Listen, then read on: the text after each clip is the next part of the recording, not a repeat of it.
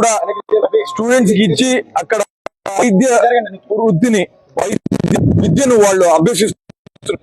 ఇంకా 2 మెడికల్ కాలేజీలేమో పూర్తి కావాల్సిన దాదాపు 80% వరకు కంప్లీట్ అయ్యి ఇంకొక 20% పనులు పెండింగ్ లో ఉన్నాయి. మిగతా 10 కాలేజీలకు కేవలం 5,000 కోట్ల రూపాయలు డబ్బులు వెచ్చించగలిగితే మొత్తంగా కాలేజెస్ అన్ని కూడా కంప్లీట్ అవుతాయి. ఇవన్నీ కూడా వివిధ దశల్లో ఉన్నాయి.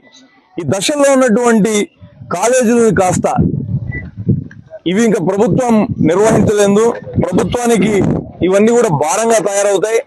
వీటన్నిటినీ కూడా ప్రైవేట్ పరం చేయడం తప్ప మరొక మార్గం లేదని ప్రజలకు కళ్ళబొల్లి మాటలన్నీ చెప్తోంది కూటమి ప్రభుత్వం.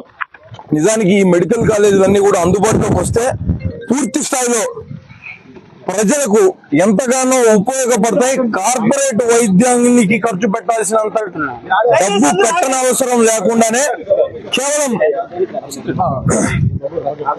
అతి తక్కువ ధరతో జిల్లా కేంద్రాల్లో ఆ చుట్టుపక్కల ఉన్నటువంటి గ్రామాల్లో ఉన్నటువంటి ప్రజలందరికీ కూడా వైద్య సేవలు అందడమే కాకుండా మెరిట్ లో ఉన్నటువంటి పిల్లలు, పేద పిల్లలందరికీ కూడా వైద్య విద్యను అభ్యసించేటటువంటి అవకాశం దొరుకుతుంది.